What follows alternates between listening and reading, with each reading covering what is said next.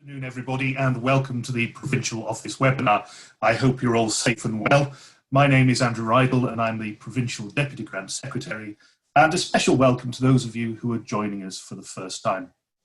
You may have noticed there have been a few changes in how UGLE presents itself to its members and to the outside world recently. It's created a dynamic presence across a range of social media platforms, engaging and inclusive web content, and evolved Freemasonry Today into a high-class, high-quality quarterly publication. Shaun Butler is the Communications Manager at UGLE and Managing Editor of Freemasonry Today. And it's a great pleasure today to be able to welcome him here to talk about what he does. Shaun, welcome to the province of West Lancashire. Thank you for being here today. First of all, how are you and what have you been up to for the past few months? Well, thank you, Andrew. Can I just say to everyone, thank you very much for taking the time to come and listen to me address you this afternoon. It's a fantastic pleasure. I have met some of you, I believe, at the digital workshop that we held up in Preston last year. Certainly Kevin Poynton, who had the pleasure of meeting at the workshop, and I'm sure some others too. And can I just say it was a fantastic visit, and it's a part of the world that I always enjoy coming up to visit. How am I? I'm very busy, as I'm sure you are too, Andrew, and a lot of Freemasons in the province of West Lancashire, as we adapt to these strange and interesting times that we live in. Currently, and actually adapting is probably a word that I would say has been at the foremost of everything that we've been doing at UGLE. Currently, as we've tried to move our organisation into almost a kind of war footing on how we communicate with you guys, our members, and how we communicate to the general public generally. In terms of what I've been doing, from a personal point of view, I have been trying to shed some of my lockdown weight. I think COVID's probably added about 2.5 stone onto me, but I'm trying to get out there. I'm trying to be proactive. I'm trying to get out and walk. I live quite close to Epsom Downs Racecourse, so I've been trying to get out there and walk my English Bulldog puppy as much as I can. Which is great, and it's actually, I think, one of the benefits of lockdown is actually the opportunity to explore the local areas in which we live, for which, you know, I think sometimes in modern life it's very easy to be glued to a phone or glued to a computer, and actually the ability to get out into nature and to enjoy the surroundings in which we live, I think, is really important, and it's actually a positive for all of us, both our physical well-being and in our mental well-being too. Professionally and in my work at UGLE, it has been nothing short of insane. We, I think, realised back in early March, late February, that, you know, that something big was happening, and that we really had to be sure that we were adapting to what was coming. And I think obviously having a doctor as Grand Secretary is very useful, because David Staples does have a very useful and professional viewpoint when it comes to COVID-19. And he's somebody who I think grasped very early on the seriousness of the situation, and therefore the importance of communicating. So in general, as an overview, very busy. But also, I think, very happy with how we have been able, I hope, to improve communication with members, and also in producing two editions of the magazine. Whilst a lot of publications have decided to halt publication, we've actually, you know, hunkered down and carried on. So, in general, as I say, very busy, be it with walking the English Bulldog puppy, who of course brings its own challenges himself, a little Winston, and then just making sure that we're maintaining and improving communications with you guys as much as we can. Interesting that you talk about it almost being on a war footing, so to speak, and it's often the case, as we know, that things develop very quickly in those times, and clearly the first rising kind of reboot from what it was a few years ago that never really got off the ground to what it is now and is something that's circulated to everybody. Was that always planned, or did that come about purely because of the circumstances? I think an all-member communication is something that we have looked at for a while, because I think it's an extremely effective method for getting across a message, and something that we found, certainly not with the province of West Lancashire, but with other provinces, was that often some of the messages just weren't making it down to where they needed to be. And the problem with that is, especially with something, as you say, as fluid as COVID, that changes so quickly, whereas something as innocent as a festive board or a lodge meeting might be perfectly fine one week, and then the next week, I mean, First Rising, for example, is sent every 3 weeks. Well, at the moment, that could be an entirely massive policy shift from where we currently are. So it's something that we need to be absolutely sure that it's reaching the right people. And actually, it's something that we considered before, but COVID certainly accelerated the process, because it was, in some cases, and I don't think it's dramatic to say this, life and death, actually, in terms of the guidance that we were offering to people about whether or not they should attend in the kind of the early days of the pandemic, about, whether or not we were advising those from a certain demographic to attend, or those with pre-existing conditions. Actually, that's a really important message that we need to make sure is getting to people. And what we realized was, and the advice that I was trying to reiterate and communicate to those above me, was that we can't just rely on people to make that decision by themselves, because they will be waiting for something from UGLE. And we can't also assume that everybody's on social media, so we can't just rely on that as a communications channel. So we need something that is going to absolutely, as much as we can say so, as long as we have the email address correct on the system, which isn't always easy, Andrew, as I'm sure you you will appreciate. That's probably the safest way that we know we can guarantee to get down to individual members. So it was certainly something we considered in the past, but it was 100% accelerated by COVID-19. Absolutely. It's also a useful data clean for before Hermes comes up as well, I'm sure. Absolutely. And it's amazing. It's amazing to me that I think every edition that we get, there's probably about 150 email change requests for people on the Delphi. And I just think, well, how's that? Is that person not getting summons for lodge meetings? Are they not getting, what else aren't they receiving from provinces and from Grand Lodge? So you're right. It's actually been helpful in that regard, certainly. I certainly understand that, not to blow smoke or anything, that our province did rather well on the kind of bounce back rate. So I'm just throwing it out there just to kind of make sure that you were aware of that. No, absolutely. Twitter and social media, you have quite a fun and light-hearted Twitter account, as does do other people at Grand Lodge. Obviously, Dave Staples is a big tweeter as well. And the high rulers are incredibly accessible on Twitter. Is that, how willing are they to engage with that, with that development? Is it something that they see as necessity? Is it something that they are willing and wanting to do? Or is it something that they've been kind of had their arm twisted into doing? No, not at all. I think one of the real positives of the digital age and Freemasonry's relationship with it and how it's adapted and changed is the willingness from those at the top to embrace it, to try and understand it. I don't think for a second any of them would claim to be experts, and I don't think it's fair that we expect that of anyone, really. Often people who have had an extremely successful career or a career in anything, for us to then expect, that they're an expert in something that's, by the by, pretty much brand new in terms of how it affects us and the massive role that it plays in our life. It would be unfair to expect them to be experts, but actually what they are and what we need them to be is understanding that times do change, and that actually the way we communicate to people, the way we communicate to the outside world, also the way that we communicate to each other as Freemasons, that is now taking place on social media. A lot of it, anyway, a big chunk of it. And I think the main message for me, especially when we went round to deliver our communications workshop, I do a bit on social media.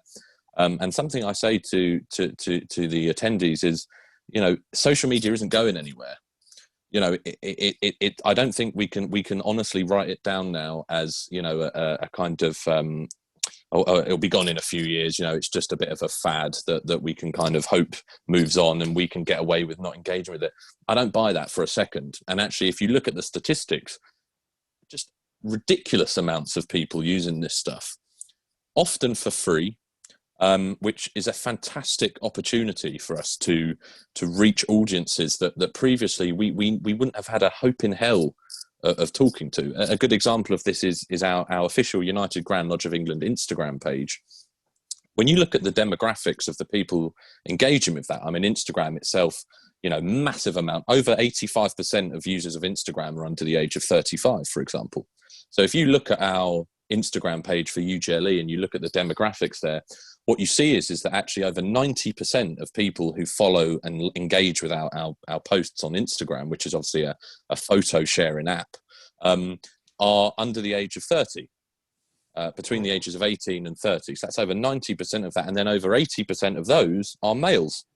And when you drill down into the demographics of that, actually, you're talking about big numbers of people who, theoretically speaking, could well be candidates to join Freemasonry. So we don't spend any money on our Instagram account, apart from the fact that it takes a couple of minutes to upload a post, and obviously you need photos to upload. But other than that, this is a free way of reaching people that how else would we have reached those people 10 years ago, even 5 years ago?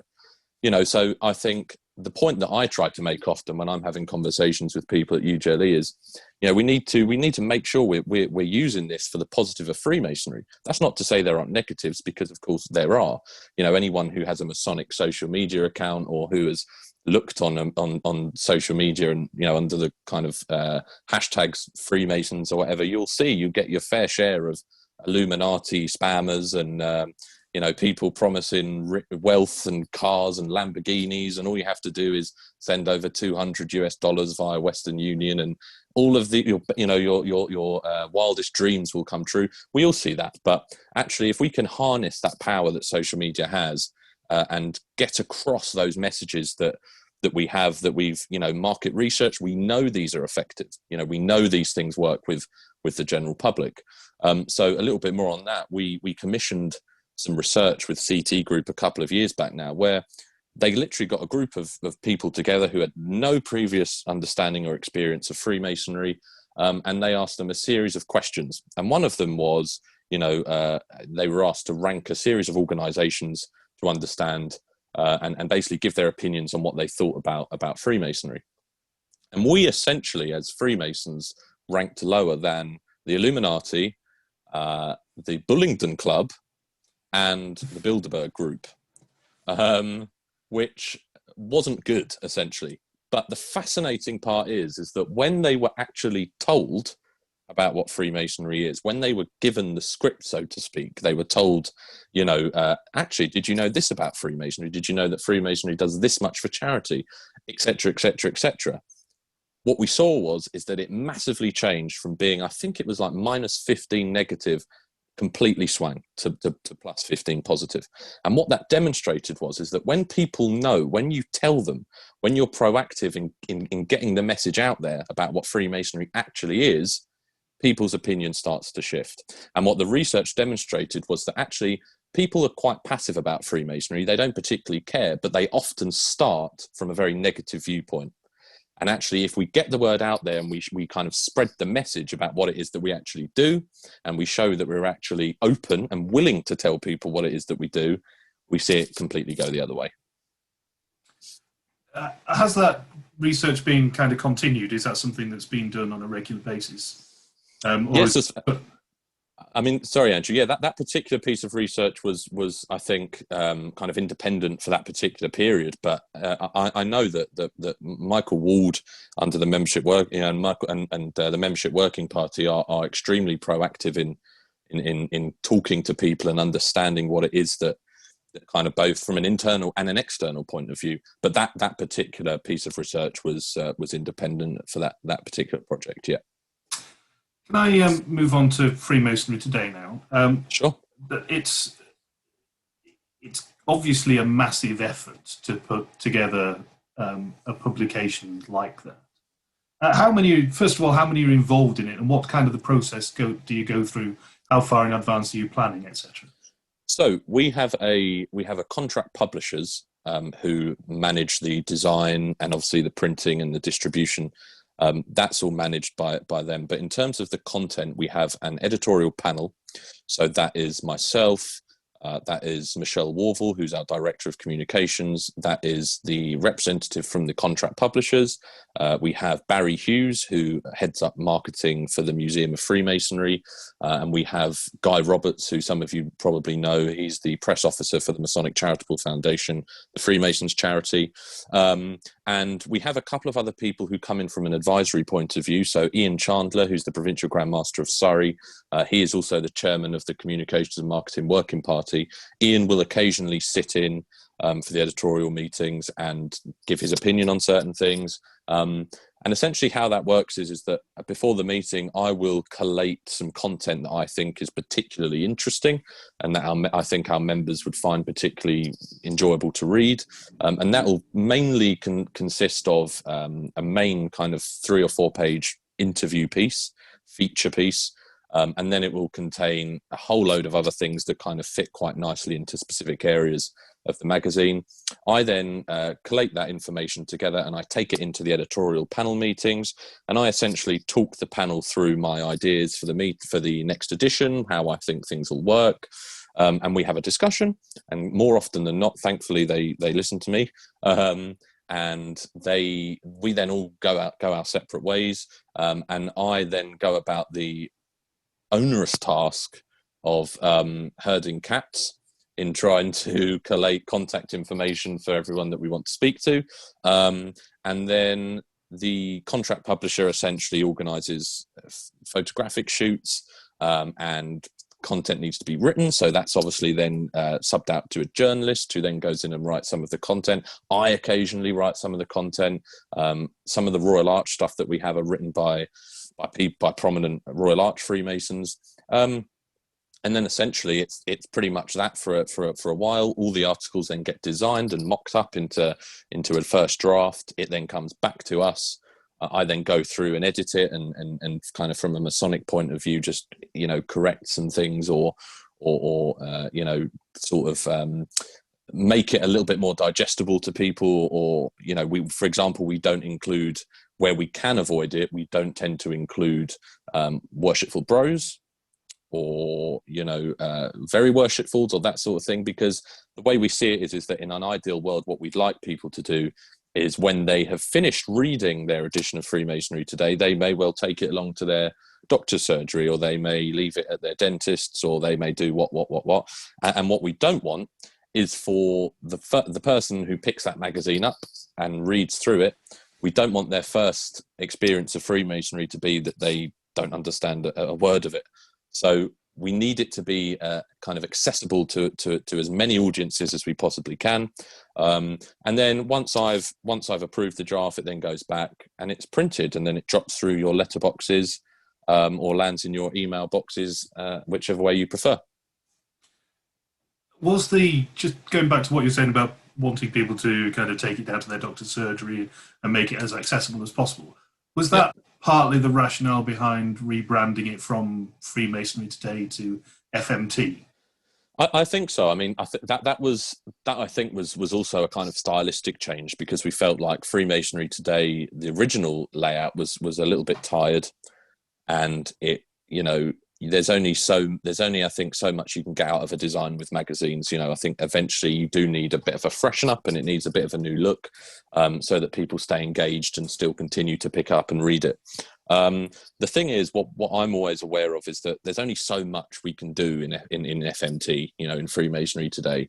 There's only, we're kind of limited in terms of the content.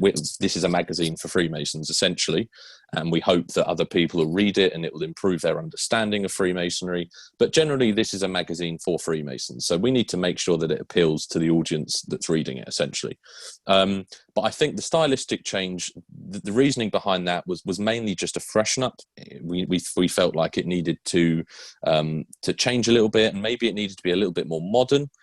We've got a mixed bag in terms of the feedback for it. Some people say it reminds them of FHM, which is an entirely different magazine. I can't promise the same kind of content, I'm afraid, chaps. I'm not sure the audience is there. I don't know. You know, it's interesting, and all that sort of feedback is very useful for us, because actually it guides. You know, we don't claim to know everything for a second. So actually getting feedback on things that are often very opinion-based and subjective is fantastically useful for us. And it often guides what we do, you know, going forward when we make changes. So how far in advance do you plan? Do you wait until one episode has gone to bed before you're planning the next one, or is it? Yes, yeah. So it's pretty much we have the edition goes to print. And then, for example, for this edition in winter, that will be dropping through, letterboxes when Grand Lodge is meant to be, which I think is the second week of December. So what we tend to do is then probably first week of January, we'll have the editorial meeting for the next one, because they're really we don't have any time to lose, really, because these, you know, it's the collating of the content, it's the getting people to respond to an email, which is particularly tricky, because you know, people have lives, you know, and they don't always have time to be doing Freemasonry. Do you know the kind of readership? Because obviously, demographic of Masonry is pretty damn wide. Do you know kind of the demographic of the readership? Well, we know again, similar to the demographic of the membership, we know that people reading it are over the age of 55, generally, the majority of the readers, and the magazine therefore has to reflect that. So some of the feedback I often get is, can we stop with the moccasin adverts or the Viking Cruises advertisements and the walk-in baths? And that I 100% agree. And I would love to say that we could include, you know, an advert for Tagger or Jaguar or that sort of thing. But what the problem is, you know, companies advertise where they think they're going to sell their products. You know, you can't expect them to spend good money on advertising if they're not going to sell anything at the other end. So at the end of the day, that advertising revenue brings in a lot of money for us. And it often then pays for the magazines, you know, going forward. So it's a decision we have to make. Either we can part with a few pages of advertisements and therefore get good advertising revenues back from that, or we don't. And then it probably, the knock-on effect of that is it affects the magazine going forward. I must admit that the first thing I normally do when it arrives in the post is open it, hold it by the spine over the recycling bin and shake. But yes. Yes. And I suspect I'm not alone, but no, absolutely they have to be there. Got a question from Derek Midgley. Derek, are you there? Yes, thank you, Andrew. Hi, good Derek. afternoon, Shaun. My question is regarding, following on from what you said about the social media aspect of publicising our craft. I've had discussions with various people, and I think we all have a consensus that we've still got room to publicise the craft on terrestrial television. Okay. I know it's going to be an expensive way of advertising. It was quite successful, the last documentary that was shown. It was pretty pro-Masonry. Yep. However, could we not use our own initiatives and connections to generate our own documentary that would sell the craft to a wider market, if you like? I'm looking at not just on the basis of our charitable giving, which is one of our most important aspects, but also on things like fellowship, friendship, increasing our circle of friends, people who are approaching retirement, who are lonely. And people have a lot of time on their hands nowadays, and I know there's a lot of people looking to generate members, but we're being asked to take on board a new membership initiative and the pathway as well, which is quite an onerous task for some lodges. And we do feel that Grand Lodge perhaps should help by reinforcing this with a wider publication and Yeah. publicising the Yeah. craft. No, thank you for your question, Derek. Thanks, Yeah, Derek. it's. I mean, as you correctly referenced, the Discover Inside the Freemasons, wasn't it, on Sky? I think when things like that have been discussed in the past, often the feedback that we've had is that, and it was the same with Inside the Freemasons. The main criticism that we got, and this is probably one of the most frustrating things about working in comms for UGLE, because it's just so irritating, is that we make this big effort to be open and we put ourselves out there, and then the majority of the negative feedback that we get is, well, that is what you would say, isn't it? You would say that. You would say that because you're not telling us, but what is it that you're not telling us? What is it that we can't see behind the lodge room door?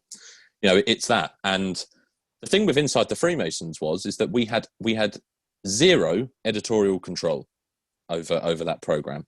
So we didn't see it before it went to edit. They sorted it out. They did what they wanted. All we did was, essentially, from my understanding, it was slightly before I arrived at UGLE, but my understanding is that all we did was basically put people in contact with the production company who arranged, for filming and that sort of thing. In terms of that, we didn't get any say in terms of what actually went into the final product. But, of course, you can tell people that until you're blue in the face, but they will always believe that there's something that we're hiding.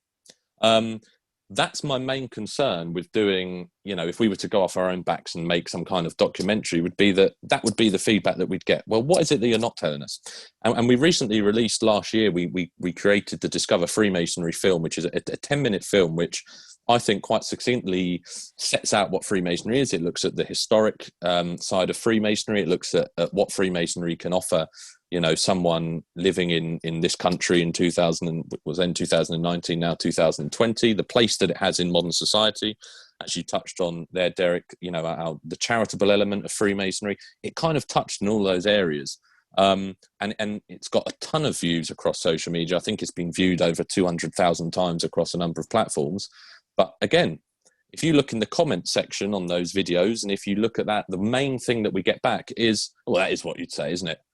Because actually what you really can't say is that, you're sacrificing a lamb behind that lodge room door. You're doing this, you're doing that. So there's only so much we can do. And I think a big part of this for us is accepting that there are some segments and sections of the audience or the general public that we're never going to convince.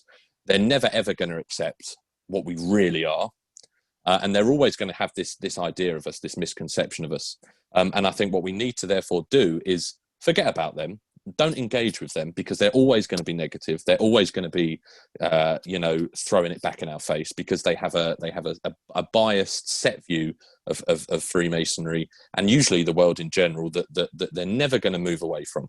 So what we need to do is hit the massive majority of people who are, as I said, pretty passive about Freemasonry. They're not really one way or the other. And what we need to do is make sure we're doing everything we can to reach those people, to make sure that their understanding of Freemasonry is accurate and correct, and not kind of bigoted, as we unfortunately see from some others.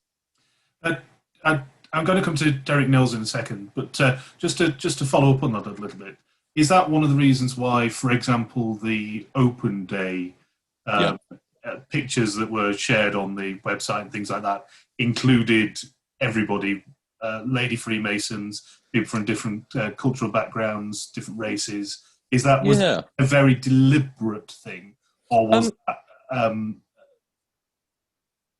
if you see where I'm from? No, I do. Yeah, I wouldn't say it was deliberate. I think the volunteers we had on the day were the volunteers we had on the day, and actually, I was happy with the fact that we had an ethnically diverse group of volunteers who turned up, who were extremely passionate about their Freemasonry, and who just wanted to go and talk to people about it, socially distanced, of course, and have a conversation and talk to them about their personal reasons for joining.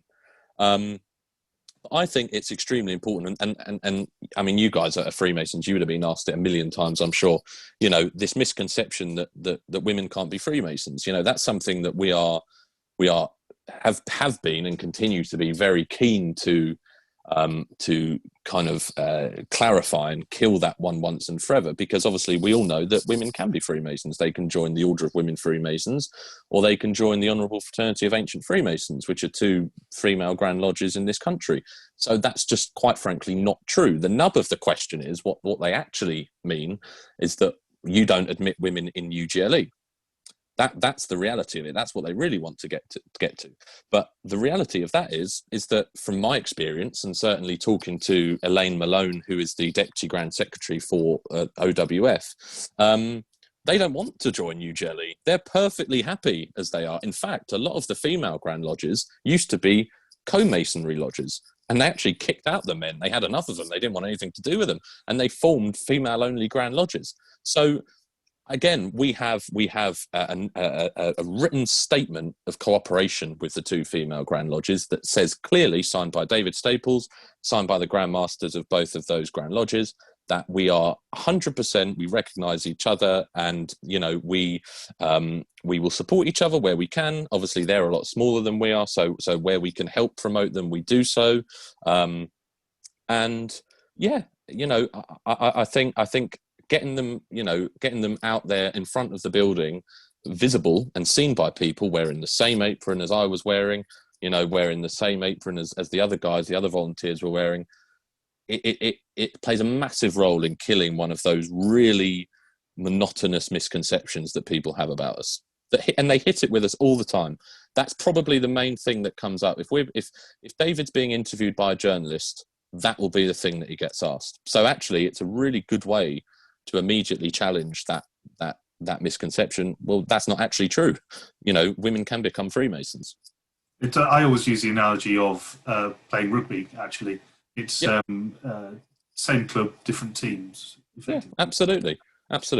Right, Derek Knowles, you've been waiting for a little while. Do you want to come in and ask your question? Thank you, Andrew, and good afternoon, brethren. The name's Derek Knowles, and I'm the treasurer of Hand and Heart Lodge. Hi, Derek. Very interested in Shaun's remark about the visitors to our website and the age thereof. If we get the same person visiting our website regularly, is there any chance that we can contact these people?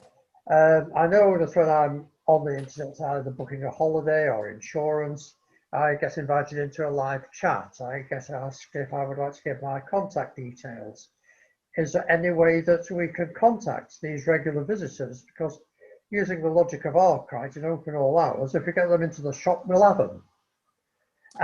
We at Hand and Heart have been very lucky with you brethren over the past 2 or 3 years. We've had a couple of open days when we've invited people to come in, and we've recruited, I think, 4 or 5 new brethren from that. So surely we could use our website to our advantage, maybe, and use that to encourage people to join Freemasonry on a more personal basis. Yep. No, I think that's an excellent point, Derek. And actually, we're doing a load of research on how we can use our website to that effect, essentially, as you've described it. Unfortunately, for a number of reasons, if someone's simply clicking onto the website, isn't enough for us to get details. What they need to do is they need to fill something in. They need to do something that basically gives us that information. The way we can do that, and it's the way that we do it, is basically everywhere you see on the UGLE main website page is click here to join, do this, do that, go here, go there. And what we're trying to do, that's what we call a call to action. What we're trying to do is we're trying to get them to do exactly as you say, fill in some information so we have contact details for them so that we can add them to mailing lists, we can invite them to events, whatever it may be, where they can find out more about Freemasonry. We can do all of that, but unfortunately until they physically do that, there's not a great deal we can do. But you make an excellent point, Derek, in terms of the website is and should continue to be the main public-facing instrument that we have online, and that is why we are moving forward with a brand new UGLE website. So that I imagine, these things take yonks to make because there's a whole team of people working on them. But Dean Simmons, our web content manager, is leading that project currently, and plans are afoot essentially to bring a whole host of websites in to the UGLE main website. So essentially what we found is that a lot of people were coming to UGLE, but we also found that a lot of people were going elsewhere. So they would be looking at Freemasonry Today, and they'd be looking at Supreme Grand Chapter, or they'd be here, there, or everywhere. What we want to do is we want to bring all of that into one website and basically use that as the absolute central focus point for anything coming out of UGLE. So the plan is going forward that we're going to put the Supreme Grand Chapter website that's not going to have its own website. It's going to be on the UGLE website, because our research has shown that actually we don't get enough traffic to the Royal Arch website. So what we're going to do is we're going to put that into the UGLE website, so that we hope to increase, people looking up and being interested in researching that on there. Things like Solomon you'll be able to access. Eventually we're going to have a new members website for you guys that you can log in, and you'll have a whole host of different things at your fingertips. But that's the aim. But you're 100% right that at the moment we're not using the UGLE website effectively enough to reach people who are showing an interest. And what I hope that another function that you mentioned there, Derek, which I hope we can use, is some kind of live chat facility, which a lot of websites, yeah, it does sound great. Where a lot of organisations have nowadays, whereby they can communicate effectively with people who are just going on the website to show their interest. Paul Renton. Thanks, Andrew. Great to hear that you're going to do something about the Royal Arch from UGLE's side of things on the main website. That's really good to hear. One of the things I was going to ask was I understand that our provincial Grand Masters across the country, in terms of our own websites, are being asked to think about creating the members part of the website with some restricted access. And going back to your original point, won't that reinforce, if that's true, the misconception that we've got secrets? Thank you, Paul. Yeah. I don't entirely agree. I think, first off, not as far as I'm aware of, I know there was a data gathering exercise that took place a few months ago where we were just trying, as we were kind of starting to build plans for the new UGLE members website, to try and see what other provinces had been doing on their members websites, because some provinces do have members websites. We were trying to see what sort of things they had on their members websites, and we were hoping that would then kind of dictate what we could include in ours. So there was more kind of a message went round to provinces just asking for us to have access to their members website, so we could kind of have a look and nick the best bit, so to speak. But I have to disagree with you on the members website side of things, because that was a long held view here at UGLE that we couldn't have a members website that was locked down just to members, because as you said, Paul, it would come across that we were trying to hide something, or that we were secretive and all this sort of thing. But the way I see it, and I think the view now is very much that, well, we're a membership organisation. Membership organisations have membership areas. The English Heritage has one. A whole host of different membership organisations have membership areas, and they don't ever come in for the flack that we do. And actually, I think if we want to be treated in that way, I think we need to start acting in that way, because we don't have anything to hide. And actually, there's no harm in having a members website for people to enjoy as part of their experience of being a Freemason. And that's something that I think we do need to look at, and we are keen to work on, is improving generally the member experience. For some people, I think for the majority of Freemasons, their experience of Freemasonry is quite often they go to 4 meetings a year. They might go for a couple of drinks at once a year or something with other people in their lodge. Other than that, they're not really engaged in the province, or certainly not with Grand Lodge. And my experience as a London Freemason before I joined UGLE was that I heard from my secretary 4 times a year. Never heard from the guy before then. And that was it. That was me. And for me, Sir Michael Snyder was someone who we toasted to at Festive Bald. The Duke of Kent was the Queen's cousin, and my understanding of what UGLE was zilch, to be honest with you. And I think we need to do more on that. But the idea that we can't have an area for you guys as members to go and get the things that you need and find out more about certain things or sign up to stuff and that sort of thing, I think is a shame, really, because as I said, I think if we want to be seen as a membership organisation, a legitimate membership organisation that doesn't have anything to hide, we should start acting like one. Thank you. Kevin Point. Oh, no, Kevin. How are you? How you doing, Kevin? How are you? Good to hear from you. I've got a couple of points to make. First one, Shaun, you mentioned that Freemasonry today is mostly read by the over 55s. And if that's the case, then you've done your job properly, because the vast majority of Masons are over 55. Exactly. So they're all reading the magazine. 100%. The other thing I'd just like to say regarding negativity is the fact that I think we've done an awful lot ourselves to dispel the mystique to the public on our ceremonial side, and I think we've just about done enough with that. And when it comes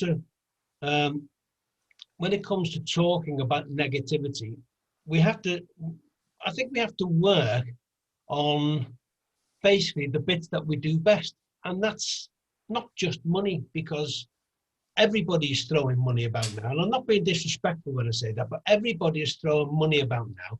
But we're not getting across about the way that we're making good men better, and we do as an organisation. We're probably the only organisation in the world that can boast that we take a good man and we make him better throughout the years and throughout what we do. And it's not, as I say, just money given, but it's each and every Mason, I think, has a story to tell about what he's seeing that benefits Freemasonry. And it's just looking back over your mind, over the years that you've been in, especially our senior and long-standing members, to remember the good points about Masonry and get that across to the public. That works just as good as any advertisement.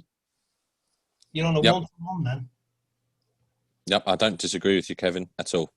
I don't disagree. I think it makes some good points. And I think actually, I think often, I mean, don't get me wrong, I think the charitable elements of Freemasonry are incredible and it's very important, but actually we're not a charity. That's not what we are. And we have so much more to say than that. And I think part of our job going forward is to be much better at communicating what it is that we actually are and what it is that we actually do. And actually something else that we reflected on, and that I think is really important, was that if you were to ask a Freemason to get in an elevator with a non-Freemason, and in the time it takes to get from the bottom floor up to the top floor, they have to convince them to be a Freemason. I don't think we have that. I don't think we have an elevator pitch for people. Not a universally used one anyway. Not one that I think most Freemasons could reel off easily, that I think succinctly describes exactly what it is to be a Freemason and why someone should want to join. And that is something that we're working on at the moment. That there's a whole load of work going on for a new strategic narrative that really sets out, in essence, what it means to be a Freemason, what that whole experience is to individual people. And actually, it's extremely important, and it's something that we're working on currently. But you're right. I think we do need to be a lot more clear in actually, and not hide what we are, not hide what it is that we do, which is by the by a fantastic experience for everyone who joins. Phil Preston. Thanks, Andrew. Shaun, good afternoon. Hi, Phil. Hi. Hope you're well. I'm the provincial charity steward for the province of West Lancashire, and as you probably know, we are currently in Festival, 2021 Festival. Back in August 2016, we launched a provincial shop selling provincial merchandise, and with all profits currently going to West Lancs MCF 2021 Festival. When the festival concludes next year, the profits will go to our own West Lancashire Freemasons charity. Until a month ago, we had a quick link button to the shop on the front page of the provincial website. And we were told by our provincial communications team that UGLE had asked us to remove it, which they duly complied with. The question is, obviously, why would UGLE ask the province to do this? And yet UGLE has a link to Letchworth's on the front page of its website. To be honest with you, Phil, I don't know the details, to be honest with you, so I couldn't comment on the specifics because it's not the area that I work on. But I mean, from what you've said, I don't see a reason why not. I mean, again, it's not something that I can comment on just because I don't really know the details. But you're entirely right. We do have a link to Letchworth on the UGLE website. So yeah, I'll be honest with you, I wouldn't be entirely sure why that would be the case, but I can certainly look into it for you, Phil. Okay, thanks. I understand that there's a lot of changes coming about on the websites, particularly, and obviously with what you're heavily involved with and social media, and the web, the website has been very important for us, and especially during the lockdown. Really, it doesn't fetch in vast amounts of money, but I was told, well, it's going to be moved to the membership area. If the membership area becomes a lockdown area, so to speak, with password protected for members only, we're cutting out a whole volume. Of course, we've just nailed the front door shut, really, haven't we? Stop people shopping. And in the 50 months of trading with that shop, we've generated over £100,000. All that is, not all of it charity. Obviously, we've got to purchase the goods. There's VAT to pay and everything like that. But on average, obviously, £2,000 a month were generated. Last month, when I did last month's figures a few days ago and sent it to the province, in round figures, it was zero. Because I'm not saying that was the reason it had gone, but obviously it's a big issue for us. And we were just said, well, it has to come down because it's going in the members area. I don't get it. Okay. No. Yeah. Thanks, Phil. Thanks, Phil. Ian Dawson, you've been waving at me for a little while. Oh, yes. Hi. Hi, Shaun. Hi, it's Ian Dawson, Sincerity Lodge in Wigan. I'm also a Wigan Group publicity officer. So there are a couple of questions, particularly coming with you being with Freemasons today. And one is, are you making enough of your group publicity officers? And secondly, is there something that we can do rather than just report on installations in centenaries? It's a good question. There is, and actually you're very lucky in West Lancashire because you have a fantastic provincial communications officer in Barry Dickinson, who 100% gets it when it comes to communications. And actually, I know Barry is extremely skilled in uploading those stories to us and getting those stories from you guys to us. Again, it comes back to that, isn't it? And kind of what I touched on when I was talking about Freemasonry today, that we are kind of limited in some ways in terms of what we can talk about. And often you're right, a lot of the stories that we get from lodges are, as you say, centenaries, that sort of thing. But actually, I think that's where Barry and his team do come in because Barry's an expert in the field. So Barry will be able to advise you on a certain angle to a story, or for example, a history of the lodge. Something that I know we're looking at currently for Freemasonry today is a feature that looks at a lodge from each province with a particularly interesting history. A profile of the lodge, the characters within that lodge. There may be someone in your lodge who has a really interesting background or an interesting story that they want to tell. And just actually getting that into a story, working with Barry and his team to get that into a story, I think is fantastic content. That's exactly the sort of thing, that I would certainly enjoy reading, because I think, as you say, we've got such a dynamic membership with such fascinating backgrounds, such amazing stories, that it would be a shame if those stories weren't told. So that sort of thing can actually, I think, take you away as a lodge from the usual centenary, installation, whatever it is, stories that we do often get, and actually focusing on perhaps a particular member of the lodge who maybe has a story to tell or was involved with something. I had a member in my mother lodge. There was a chap there who took part in the D-Day landings, and I got seated next to him at the festive board, and I just spoke to him for the whole night because his stories were just amazing. And, the fact that it's kind of heartbreaking that you think that story about how it was actually his experiences at D-Day which led him into Freemasonry afterwards, that camaraderie that he experienced in at that time, that led him on to kind of look for something similar, which he then found in Freemasonry. That should have been front and center in Freemasonry today. That should have been on the front page, with all the kind of attention that it deserves. And I'm sure there are thousands of stories like that out there, but we need to hear them. We need the lodges, we need those members to give us those stories. So if there's anyone like that, in your lodges that you'd like us to write about, then do get in touch with Barry. And as I said, Barry is one of our more skilled PCOs out of all our PCOs in making sure those stories get to us. Shaun, we're just coming up to 4 o'clock now. Okay. Thank you very much for your time today. No problem. Final question. Well, maybe not quite the final question, but do you have anything that's coming up soon that you can tell us about? Any kind of secret nuggets that you've got happening for us? Secret nuggets. No, I mean, what I would say is that at the moment, I think First Rising is going to be the way that we very much communicate any of those, secret things. I mean, if I'm honest with you, I often find out at the last minute. So I find out when I'm told to put it into the template. So I'm out the loop often on that one. But I think actually, because as we said at the start, because the situation is so fluid, because things are changing so rapidly, I think going forward, there's certainly going to be a need for increased communication. It's currently every 3 weeks.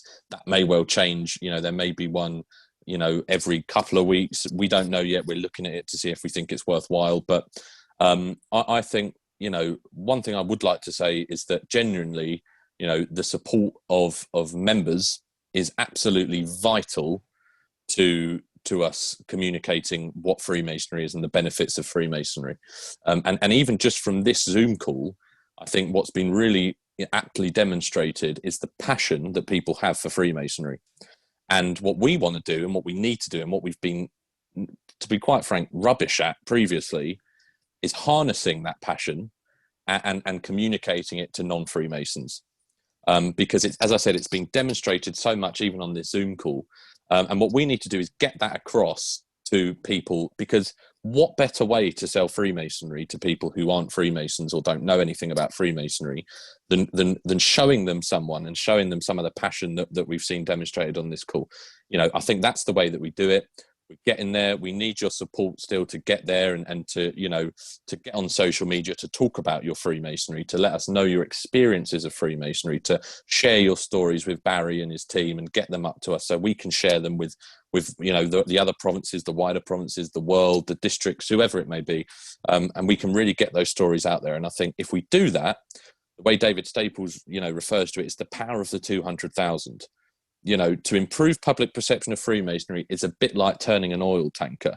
It's a massive deal and it's not going to happen overnight, but it's that word, isn't it? The power of the 200,000. If we get together and we're all singing from the same hymn sheet, I'm confident that we can do it. Shaun, thank you very much. We've run out of time for you. Thank you very much for coming. I'm going to hang around and answer some questions from secretaries, no doubt, regarding the First Rising that went out yesterday. Thank you for that. I'll see you at Burgoyne soon, or yes, lovely. Sometime. Some event, I'm sure. Thanks very much, Andrew, and thanks everyone. See you soon. Shaun. Bye. So I'm going to let you unmute yourselves as well. I can see that there's a couple of questions from Malcolm and Eddie. So I'll come to Malcolm Davis first, and then I'll address one from Ian Thompson. Malcolm, can you? Hi, Andrew. I've just unmuted myself. One was just a point for the last caller. Is I'm a very old 16-year-old. I've been on the web for many, many years designing sites, and a great way to get people is curiosity. And if they put on a little box on there, where's my nearest lodge? Put your postcode in here. People can put the postcode in, click it, see they've got 3 or 4 very close to them, because people don't know how many lodges there are. Just a box, can we send you some more information? They put their email address in, click, and you have a link. Yeah. I'm sure Thanks, that's on the Malcolm. site already. If you look, it's on the site already. Okay, well, for local, okay, that's Yes, fine. yes, it is. Perfect. Yeah. Okay. Right, I've got a message. Yeah. Oh, sorry, Malcolm. Carry on. One other quick one. I will be talking to a few people after the call. If we're looking at doing a 3-month suspension, Okay. do I still do summonses for each of the months? Yeah. Okay. So if your lodge opts to do a 3-month suspension or go down the line of a suspension, whether that's 1, 2, or 3 months, you do not issue summonses during that time. Okay. In reality, the only benefit or the main benefit of suspending is that you don't have to issue summonses. Yeah. Basically, very little else changes. You have to be careful in as much as if you've got business which is coming up which you may need to transact, and such as Rule 181 ballots to exclude people, for example. If you are suspending and you are across your year end, then then you won't be able to meet, and so you won't be able to do that. So you just need to be conscious about what's coming up. There are very few circumstances in which we'd be that people should be meeting at this point in time, but there are some parts which are essential business which may need to be transacted, and it may be appropriate for them to meet. But I'm using lots of mays and hedging a lot here. But generally, Andrew, yeah. When we were given the option of 1, 2, or 3 months, I thought United Grand Lodge of England gave us 3 months. Nope. The guidance from UGLE says a period of not more than 3 months. So you can suspend for up to 3 months. And you can suspend as many times as you want after that. And you can suspend as many times as you want after that. But you can do it for up to 3 months at a time. So would there be a point in opting out for 1 month? Not particularly, not that I can think of. So why have you put that on then? With respect, it just creates a bit of confusion. Because UGLE give the option of suspending for up to 3 months, for a period of not more than 3 months. So you have the option to do it. It's specifically in the guidance in terms of how long you can do it for. Andrew? Yes, Brian. Quick one on that suspension. Yeah. If you opt for a 3-month suspension, and then the whole year that opens up before the 3 months is up, can you carry on meeting? So if it's just say, for instance, your hall opens in November, can we go back to meeting in November or December? So there is the procedure in the guidelines that's come out for both opting for the voluntary suspension and for taking the lodge out of that voluntary suspension before it has been spent. So if you see what I mean.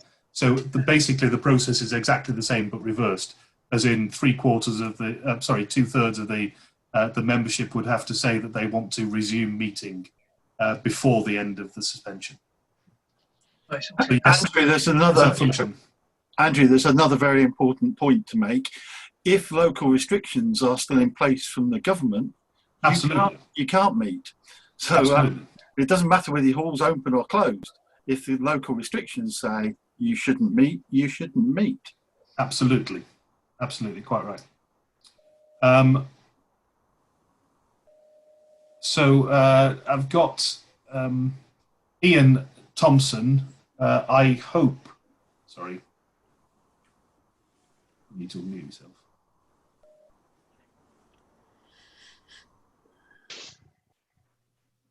Andrew. Give me 1 second, Eddie. Ian Thompson, I hope that has answered your question regarding the suspension. It has, Andrew, yeah. And going along with what Shaun said, I think I'd find it very difficult to get 2/3 of the lodge membership to respond to an email, with a view to suspending. And if the only difference is, well, there is very little difference, I'd rather just abandon the lodge as and when required. And if we need to cover that business next month, then I'll cover it next month if local guidelines allow that to happen. Absolutely. I mean, clearly we are still within the realms of the Provincial Grand Master has recommended that meetings shouldn't take place. There are some notable areas where it may be appropriate for meetings to go ahead. We've had a few cases where lodges haven't been able to ballot for closure and things like that before their year end. So there are a few examples. Andrew, just on the same subject, if we didn't have a lodge and we couldn't exclude brethren for non-payment, I seem to remember an email towards the start of the pandemic basically saying that if we could show that all reasonable steps had been taken to contact etc., we wouldn't be held liable for next year. Is that still the case? So when if you missed out your meeting or missed out the last meeting before your year end, and that happened during the previous suspension, the main suspension between March and July, you were permitted to ballot at the next available regular meeting that you held, and at that meeting you could therefore effectively backdate the exclusion to before the end of your financial year end. Now that we are in slightly different circumstances, that isn't the case. Now, what London haven't confirmed as yet, and which I'm still waiting for an answer because it was the first thing I asked, is if a lodge does voluntarily suspend itself, do the same terms and conditions that applied during the main suspension apply during the voluntary suspension, or are they reduced? And I'm still waiting back for that answer. So at the moment, I would assume, for the sake of just belt and braces, for the moment, that provision won't be available, because at the end of the day, it will be quite complicated for UGLE to administer. But like I say, there was that provision during the main suspension. As far as I'm aware, or I'm waiting to find out if that is being continued to individual voluntary suspensions. Yeah. Well, if it isn't, Andrew, then obviously, in order for a lodge not to be left carrying the can for several brethren for next year's fees as well, we'd have to go against United Grand Lodge recommendations and have a meeting to exclude them so that we don't have it carried over to next year. Unless something changes. Potentially, yes. I mean, if there was, for example, 2 or 3 lodges in the same circumstance, what you may be able to do is organise with those 2 lodges for the 6 people to be made up of 2 people from each of those lodges, so that you can effectively open and close 3 lodges on the same night and do all the business. Right. Okay, you've answered the question. Exposure. So, at least to know where that's just throwing something out there as a potential idea. Eddie Nugent. Yes, Andrew. On this voluntary suspension, do I have to still send out the installation return to you? Yes, please. Yes. That's okay. Yeah. All right. Fine. Thank you. That's fine. And Andrew, while we're on that, sorry to jump in. Yeah. I was going to ask something very similar. In both cases, I have one of my lodges and one of my chapters basically using Rule 108 and Rule 40 or whatever it is. Yeah. So we're effectively keeping the same team, but for a couple of changes. What effective date do we put on those installation returns?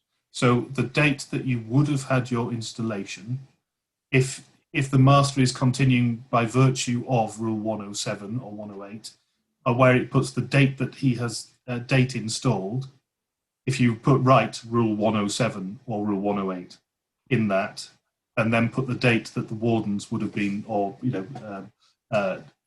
principals would have been would have been invested. Okay, so we're going back to that installation date. Yeah. Great, thank you. Yeah. All right. Peter Greyhead, we'll just unmute you. Good afternoon, Andrew. Tell me, now if a lodge goes into suspension, do you need to know province? Yes, we do. We absolutely need to know, and the correspondence that went out yesterday included a link to a form for any lodge or chapter in that circumstance to complete, so that we had a record of all those that opted for the suspension, which details when it starts, how long it's for, and to confirm that the process has been followed appropriately. And that is in the documentation which was sent out yesterday. The first half of the email that told you about the session today, in fact. There's two links in there. There's a link to and also the link to the form to complete if your chapter does opt to go down that. So yes, absolutely, please inform us using that method. And is there also a link in that form so the chairman gets to know?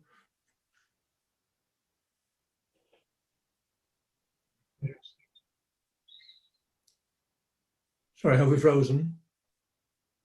I think Andrew's frozen. I think he's... Poynton, what are you doing? Kevin, behave. He's gone. Where's he gone? Oh, you've killed him. Oh, shall I carry on? Peter, I've just forwarded you the email anyway for your information. In case a ball of nature like a footballer. Sorry, who was that spoke to me? It's Adam Simpson, Peter. Hello, Adam. Hi there. I've just forwarded you the email in case you didn't receive it. Okay, Peter, thank you.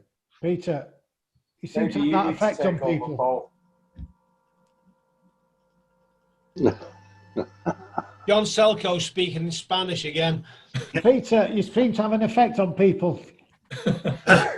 Peter, Mark Holloway, the guidance and the form Andrew has created on the provincial website does have a section to say it's informed the group chairman. Okay, thank you for that. I haven't seen that. Okay. Have a look. Well, okay, John Selko, give us a song. Up the blues. Up the blues. I'm a Kevin Poynton or Paul Renton take over. You have great faith in me, which is completely and utterly misplaced. This is true.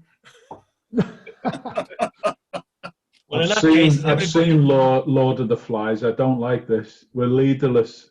Is everybody brethren, is everybody keeping in touch with the long-standing and senior members, both in Craft and Royal Arch? Yes. I mean everybody. Kevin, no. Phil Kavanagh, I am doing my best, and I'm also talking to brethren I've booked into all over the country, because I'm a trainer and I work all over the country. So I think the more we do it, the better we are. And the challenge we were given earlier, can you convince someone to be a mason in a lift ride? If it's a long one, yes. Oh, Kevin, can I talk to you? Someone's got Eddie the Nugent. Eddie Nugent, Kevin. Hiya. I'd just like to say to you, Grand Lodge. Sorry, apologies for. Doris. Grand Lodge should be ashamed of themselves, letting us put. Apologies for that. Where we've got to do this ourselves. They should have taken the lead and just said to us, "You are now under suspension for the next 3 or 4 months." Not leaving it to us to actually go around begging people to say, "Are you coming back or do you want to stay out?" That's what I want to say. I think one of the problems is with that in defence of United Grand Lodge. The guidance has been a bit slow, but there are areas of Freemasonry that are actually still working. But if you look at the middle band, the north and the middle part of the country where most of us are on lockdown, I think they've had to come to some conclusion that we've got to do it. We've got to do something for ourselves, because we can't devolve that authority down to a provincial Grand Master. And I don't know why, because they've done it in the Mark degree. but they won't evolve that down. But in fairness to them, it'll come to them sooner or later because it's creeping down the country now, isn't it? And last week, the Deputy Provincial Grand Master said, well, perhaps they will listen to us when the home counties and London are affected by lockdown. Won't be At long. which time we'll all be clear because they've got it and we can go out and party. Kevin, brethren, sorry, I'm back. Sorry, my broadband died at home, so I'm now on my iPad on a mobile connection. So apologies for that. Peter Greathead, I hope I answered your question. Yes, thank you. Lovely. Andrew Thompson, do you want to ask your question? Yes, hi Andrew, thanks for that. So it's just a question about if we do go on this 3-month shutdown. It does specifically say that we've got to have 2/3 in writing to confirm that. Can we actually utilise something like Google Forms to put out a question for them to click on yes or no? You would have to give the option for them to include their email address in that. Because with the Google Forms, you can't stop somebody filling it in twice. Yeah, but you can see them filled in twice, though, can't you? You can actually click you can. So that yeah. You can, but that's what I mean in terms of if they include their email address then. At least you've got some way of trying to make sure that you haven't got people filling them in more than once on behalf of other people, perfectly, maybe through the best intentions, but not necessarily helping in the situation. That's what I'd say. Yeah, so, we could, just to make it easier, that was all, because, as somebody said previously, trying to get people to actually reply to stuff is one of the hardest things, and just if that might not help, I don't know, and I don't know which direction the members want to go at Hawkshead, but the scenario is it might be something that they're willing to just to click on everybody that's got an email address to get that 2/3. Like I say, I mean, just if you are going to do that, obviously be careful with it. But let's just be thankful that UGLE have permitted that you can use email to contact people on this occasion. I think that when they said in writing and they've included email in that, it's a bit of a hallelujah moment. So yes, absolutely. I think that's fine. Obviously, just be aware of the issues behind the Google Forms in what they can and can't do. All right. Yeah, no, that's great. Thank you, Andrew. Rory Green. Hello, Andrew. Very interesting today. Thank you for that. I'm going to ask a couple of questions. Okay. And everybody will know the answer apart from me, but hey, there you go.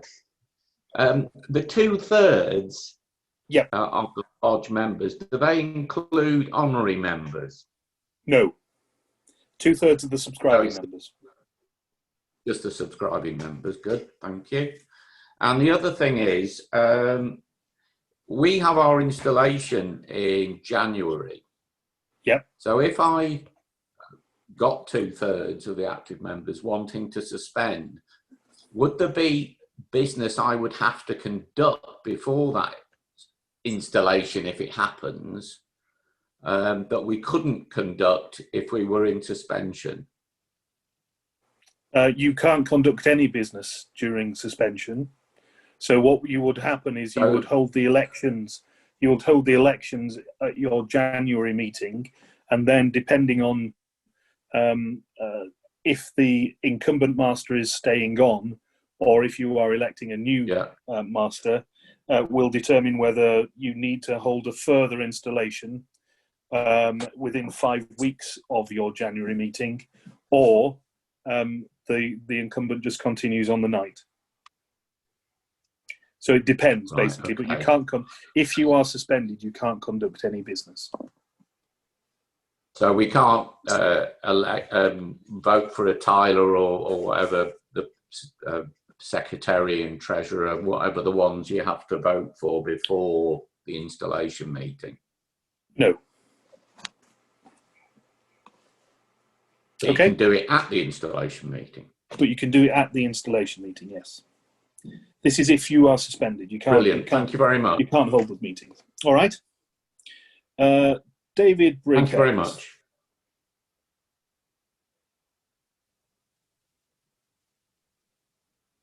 Sorry, David. Andrew, I wasn't unmuted. You've answered actually the main one I was going to ask with regard to the suspension being in writing.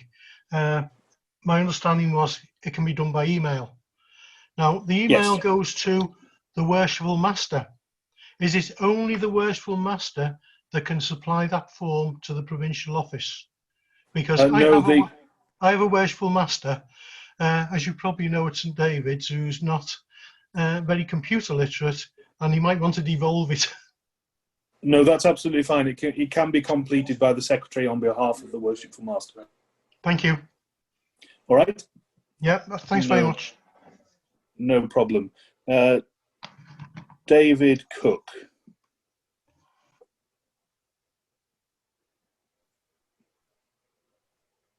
Hello, Andrew. Can you hear me?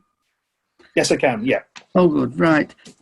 If a lodge, either via abandonment or suspension, gets in the position where it won't have met for 12 months, how is the impact on Rule 189?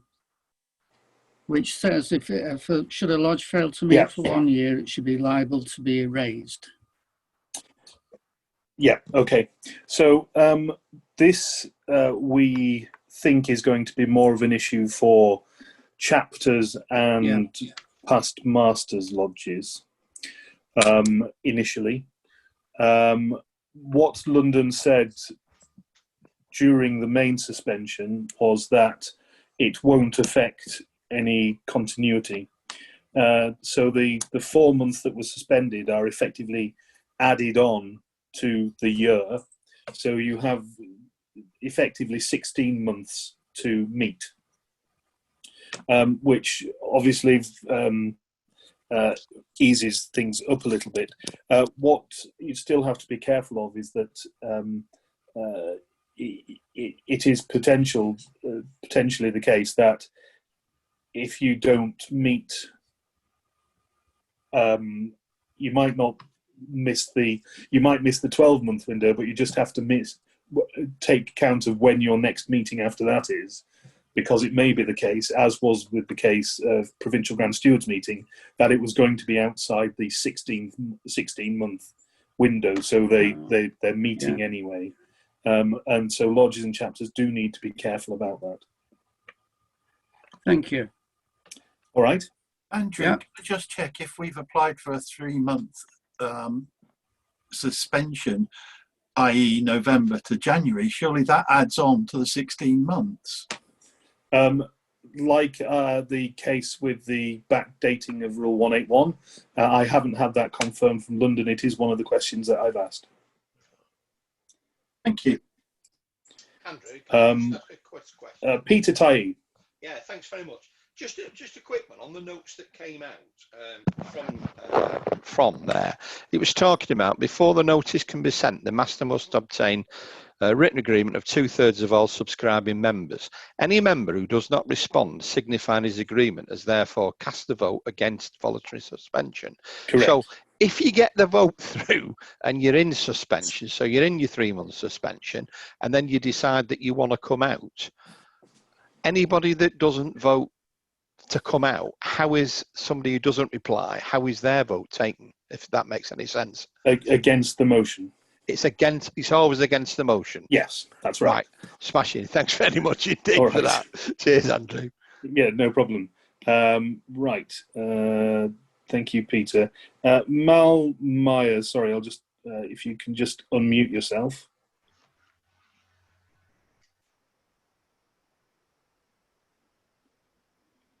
I think you just muted yourself again, Mal. Am I unmuted now? There you are. I can hear you now. Right. Thank you very much indeed, Andrew. Just a couple of items. One, a clarification on what you said a little bit earlier, that if you went for a 3-month suspension and then decided you needed to come out, all you have to do then is go through the 2/3 procedure again. Right. The other question I wanted to ask was about my next meeting is planned for next Thursday. And the logistics of doing the 2/3 will be a bit tight. We haven't superseded the abandonment of a meeting, have we? No, not at all. So I've prepared the summons for an abandonment. So if I don't get it in time, the 2/3 majority. You simply abandon the meeting. Right, that's fine. Thank you very much, Andrew. Okay. As I said before, in terms of the practicalities of the suspension, unless there is all it effectively means, unless you're coming up to your year end or your installation meeting, if it's kind of just in the kind of body of the year, so to speak, that you are doing the suspension, all it effectively means is that the secretary doesn't have to produce a summons for the meeting. So that's all it effectively means. It has certain implications if you are coming up to your year end, or you're going to your installation would have been included in that period. It has implications for it, but otherwise, all it's effectively doing is just meaning that the secretary doesn't have to issue summonses for the meetings. Thank you. All right. Rory Green, do you want to come in again? Yes, thanks. Sorry, it occurred to me that our master will have served 2 terms come January, so he'll be doing his 3rd year if he chooses to stay in. Will that still be allowed? You'll need to have if you're having the elections, you'll need to have a dispensation in order to elect him for a 3rd year. If your installation will fall within the period of suspension, if you choose to suspend, then he will continue by virtue of Rule 108, in which case you won't need a dispensation. So, yes. So the installation is in January. Yeah. So if he chooses to stay in, I would need a dispensation. Yes, unless you extend the suspension, but yes. Okay, thank you, Andrew. And I get that from you, don't I? That's correct. Thank you very much. Thank you, Rory. Paul Kevin. Hello, Andrew. Just a clarification. Can we have a management meeting whilst we're in suspension? Absolutely. Okay, so it's just purely a lodge meeting. Everything that you were able to do during the main suspension between March and July, you can absolutely do. So you can have Zoom meetings. You can do whatever you want within those, providing it is not a you don't attempt to kind of open the lodge showing all signs and everything like that. You can't hold a regular meeting online, but rehearsals are fine, providing that you don't kind of use signs or anything like that. And what I always say is, if you're going to do the perambulations, you will need a laptop. But in terms of what you can do and how you can engage with the other members of the lodge during any suspension is not limited beyond the kind of communication of our secrets. Okay, that's fine. Thank you. All right. Thank you. So, in fact, it is to be encouraged, to be encouraged to have as much communication as possible with the brethren, and we've covered that at length over several sessions. So, yes, by all means, do that.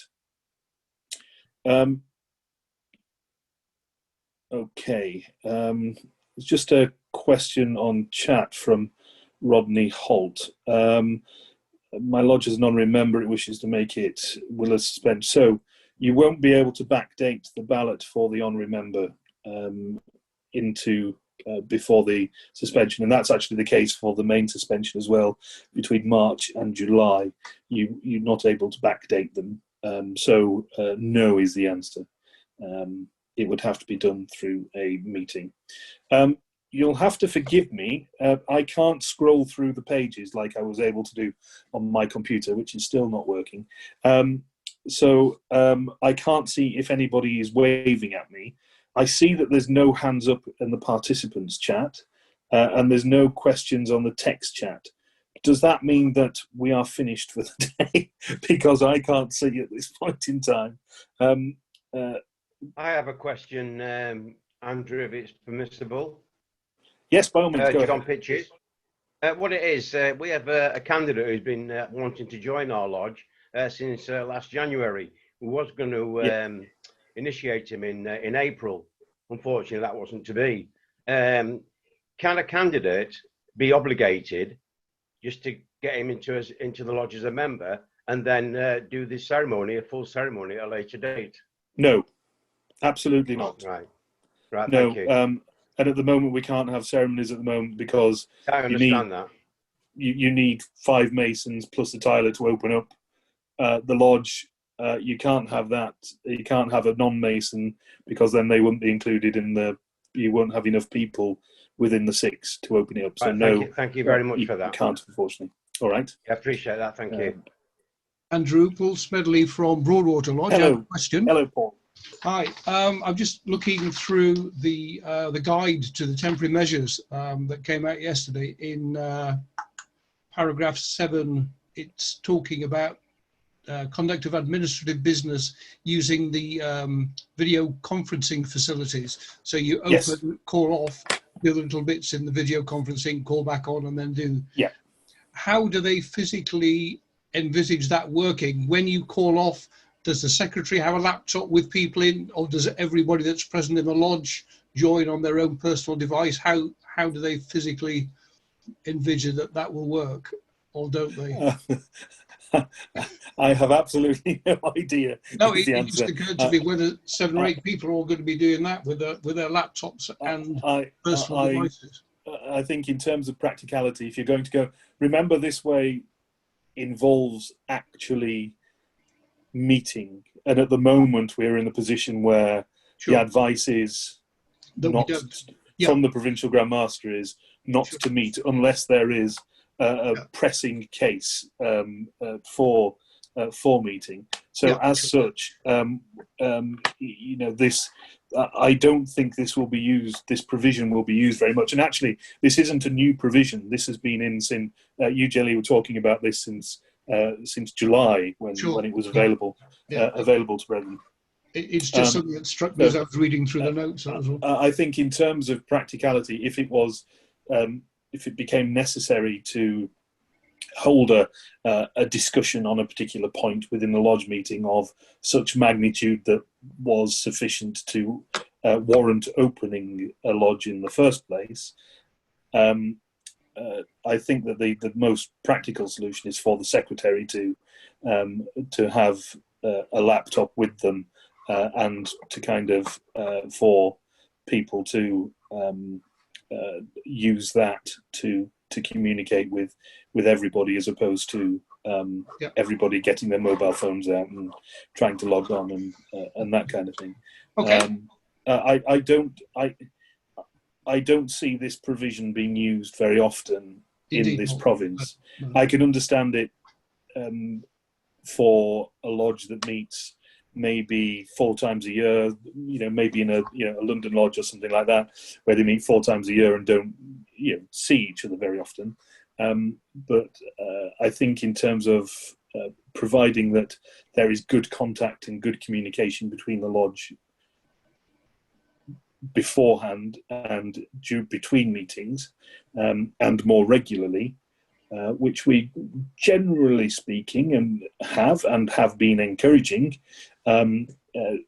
through this webinar and work that Stuart Cranage and everybody else has been doing to encourage more communication between members. I think that the need to hold to use this provision will be very, very rare indeed. So whatever people feel works best, really. But but it's thank there. you. Thank All you right. for the answer. I would have to change my ISP because Fleetwood Masonic Hall is like a Faraday cage. I can't get a signal for love nor money. So, anyway, thank you for the answer. Yeah, no problem. No problem. There's a text question. Can we vote on, this is from Derek Todd, can we vote on such items as proposed subscription? Can we vote on such items? Oh, right. So you can't do anything like that that is not at an open lodge. So whilst it can be discussed at a committee meeting, it can't be done, it can't be taken formally as a motion to the lodge at a committee meeting, at an ordinary meet, at a Zoom meeting, for example. It needs to be done at a regular meeting. So the answer to that is no, I'm sorry. Right. There's no more questions in chat. There's no hands up in the participants. As I said, I can only see 9 people at once at the moment. So it's just taking a while to scroll through people to see if there's anybody frantically waving at me. Unless somebody is and wants to jump in, feel free. Otherwise, we can leave it there for the day. Andrew, you need to go and sort your broadband out, ready for the 6 o'clock meeting. I do need to go and sort my broadband out, ready for the 6 o'clock meeting. So, thank you very much for being here today. I hope you found it enjoyable and entertaining. And I shall see you next week. Thanks, Andrew. Thanks very much, Andrew. Thanks, Andrew. Thank you. Thanks, Andrew. Bye now. Bye all.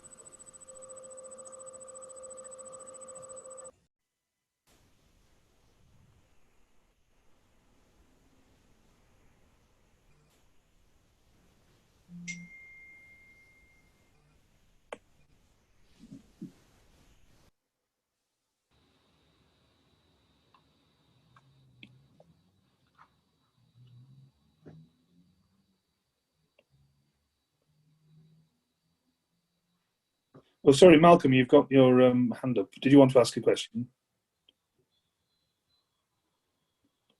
No, on the phone. Well, Andrew, can you hear me now? Yes, Malcolm. Yeah. Yeah. I put it up before and then took it down because somebody else asked the question. But about I assume we're still okay to the 27th, are we?